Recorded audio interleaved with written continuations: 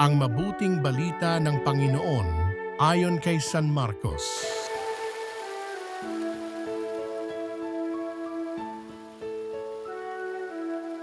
Noong panahong iyon, umalis si Jesus at ang kanyang mga alagad at nagpunta sa tabi ng lawa. Sinundan siya ng maraming taong buhat sa Galilea.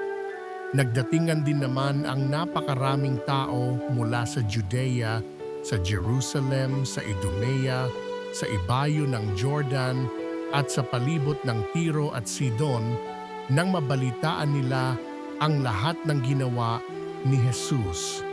Nagpahanda si Jesus sa kanyang mga alagad ng isang bangkang magagamit niya upang hindi siya maipit ng mga taong dumaragsa.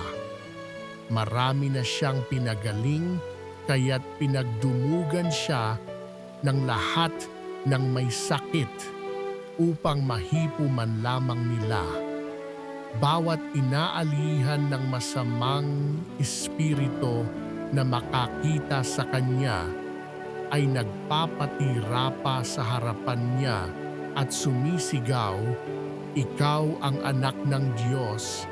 At mahigpit silang pinagbawalan ni Jesus, ayaw niyang ipasabi kung sino siya.